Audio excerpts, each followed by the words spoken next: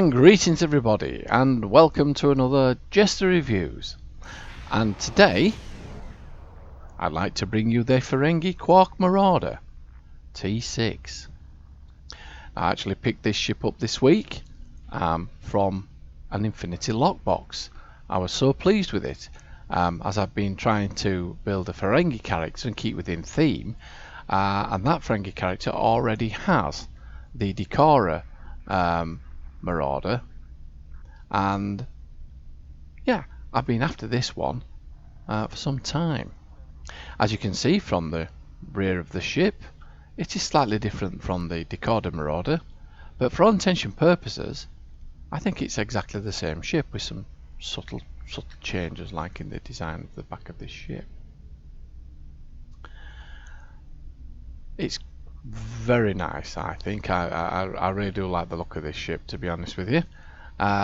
Very much within the Ferengi theme, which we've all come to know and love from Star Trek The Next Generation. Very far removed from the Ferengi Nandi warship, which I have on another character actually. Yeah, the Ferengi Nandi, I can understand it looking like a lobster, to be honest with you. Very different in design. This to me has always been my definition of a typical Ferengi warship. Maybe because basically, you know, it's the first one I saw on Star Trek The Next Generation. Right, so without further ado, let's have a look at the build. Okay, so here is the build.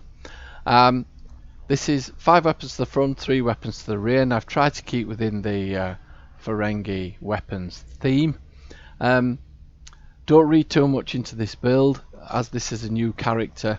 I've been cobbling together all manner of consoles which I've got at my disposal, which I don't have many for this character, to be honest with you. So please don't read too much into this build. This is purely for the review of the ship. Anyhow, as you can see, I've got 5 Ferengi plasma dual beam banks at the front and 2 Ferengi plasma beam arrays at the rear, and with a plasma torpedo in the middle. The deflector, impulse, warp and shields is part of the revolutionary deflector set, which I picked up from Star Trek Online event last year, and this has proved very useful to me with new characters, because I've, you know, when you don't have the access to the reputations tab to get sets, it's been very difficult in the past buying them off the exchange and trying to mix and match them. So this has proved very useful to me completing that event, because now I can put a complete set on a new character, albeit limited, but it's not a bad set actually. It's not a bad set to begin with. Moving on to the devices: shields battery, red matter capacitor, weapons battery, shields battery.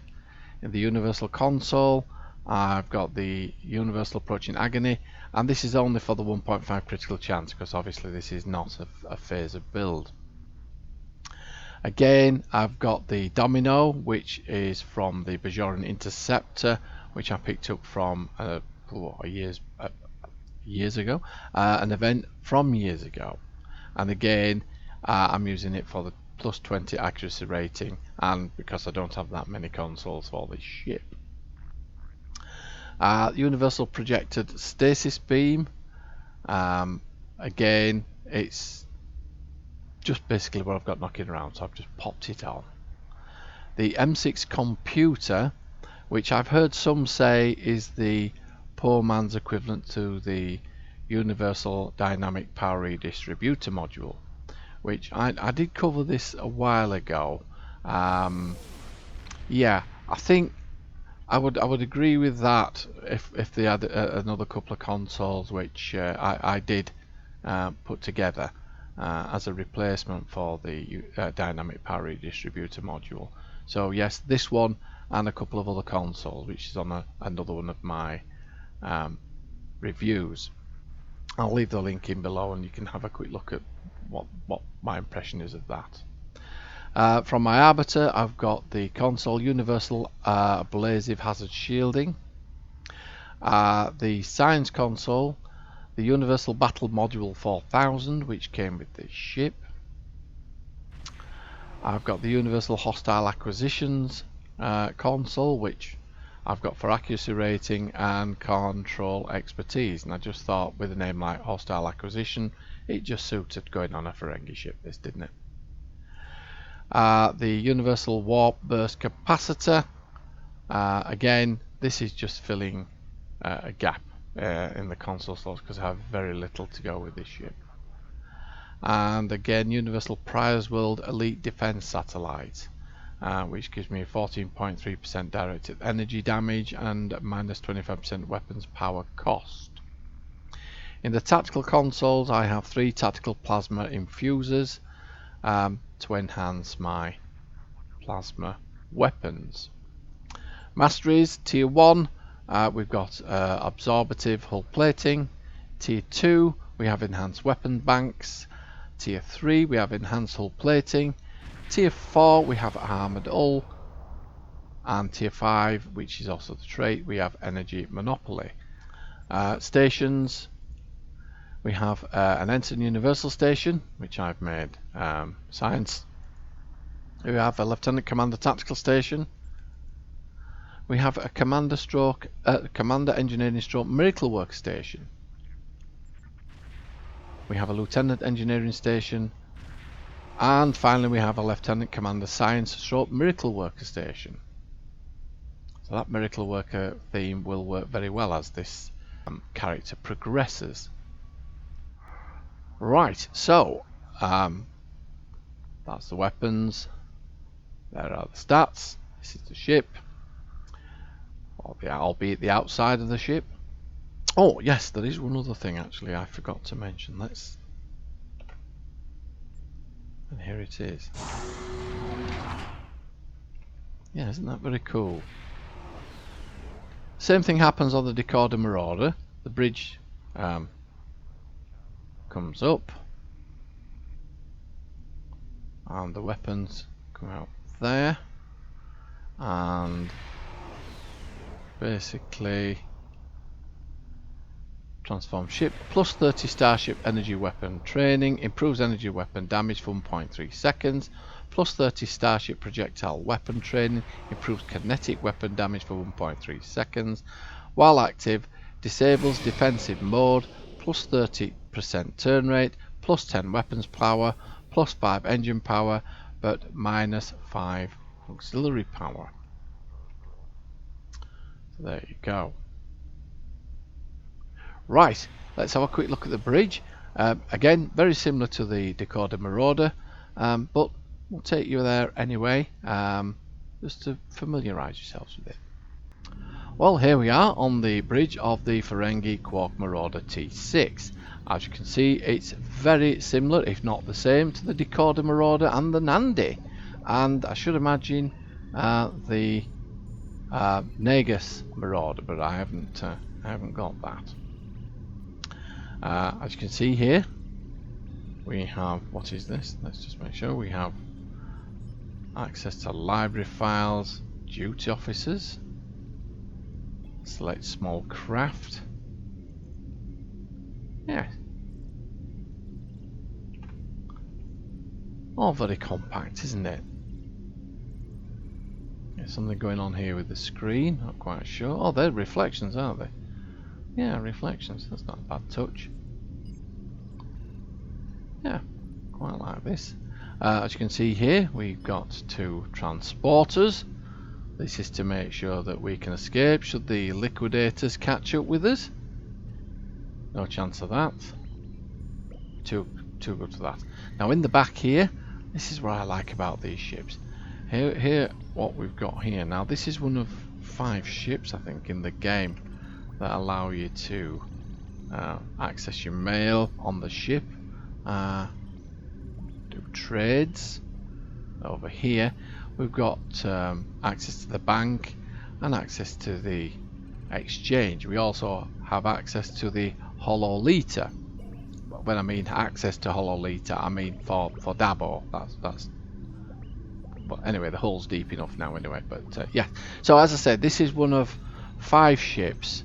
I think it's the Amari that has access to the bank and exchange in its cargo bay.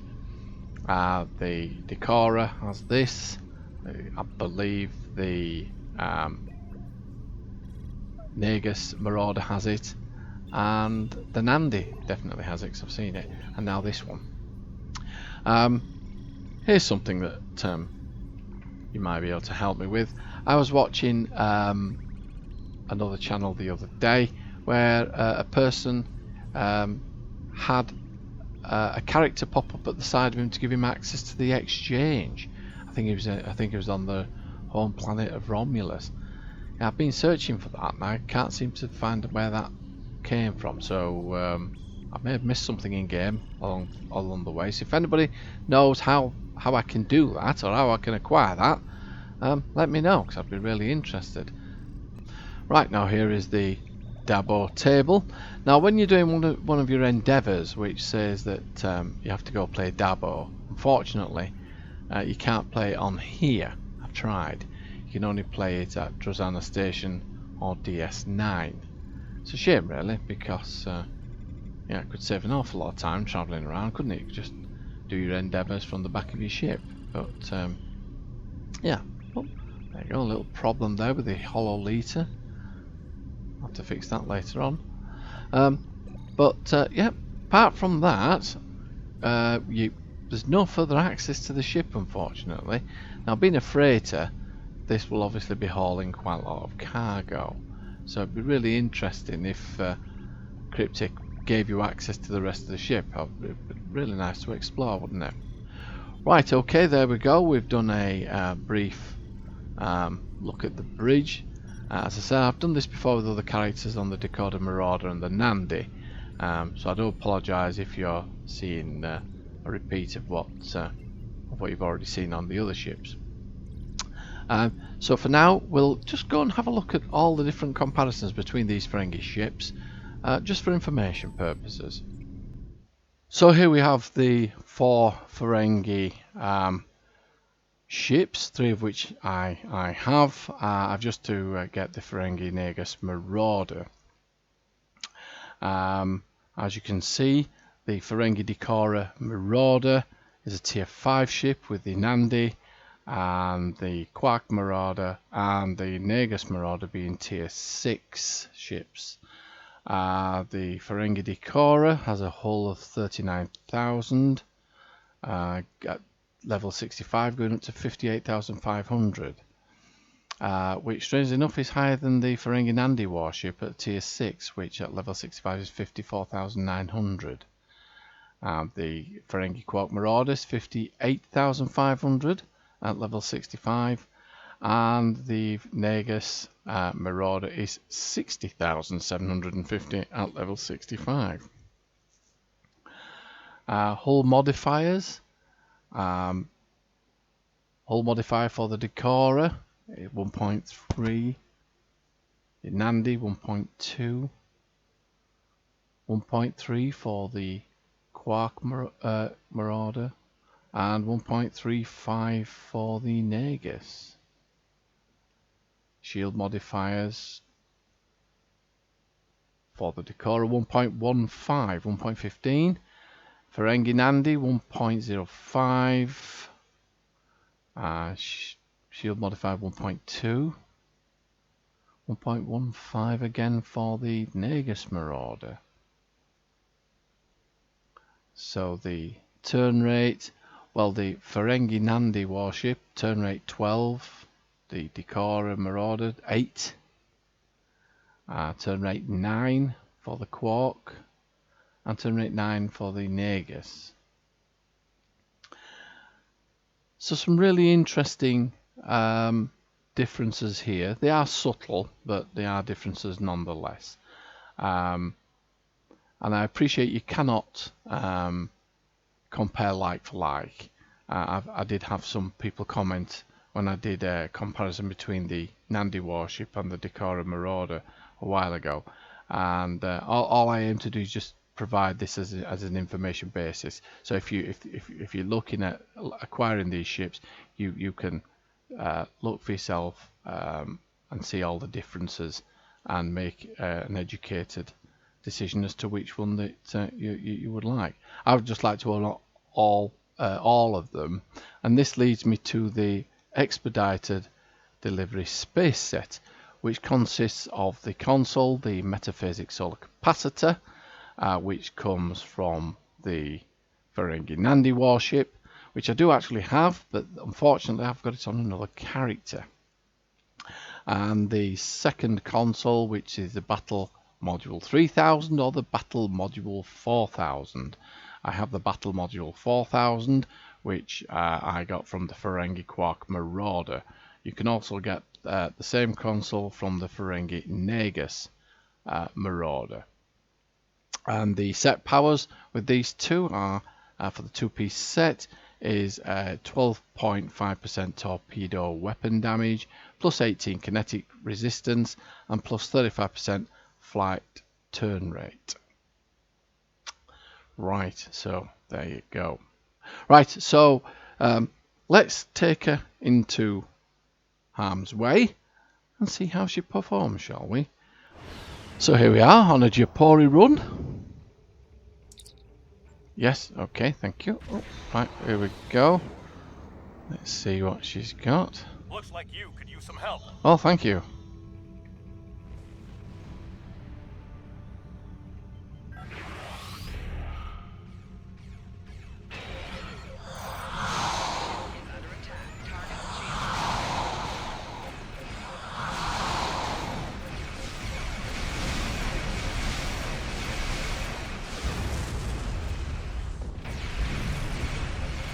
That went very well, didn't it?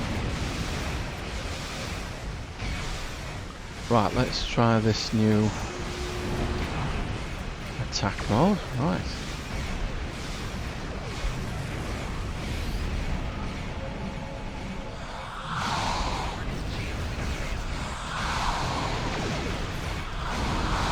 I do like the sound of these Ferengi plasma weapons, I really do.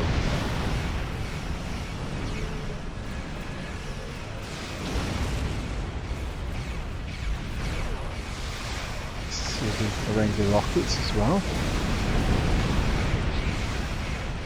They don't have a very high damage, don't those rockets, but the cooldown's quite quick.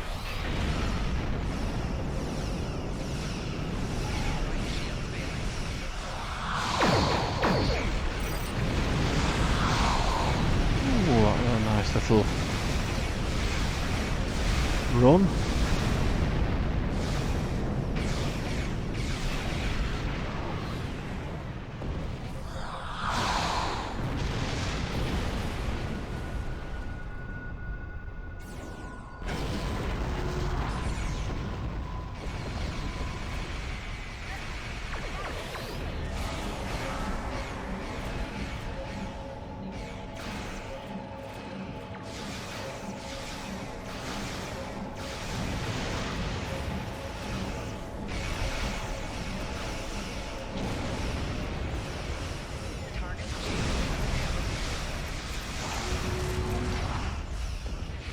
Activate the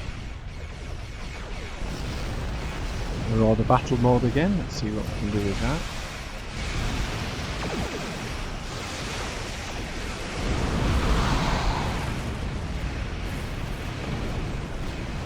Oh yeah, they just melted there, didn't they?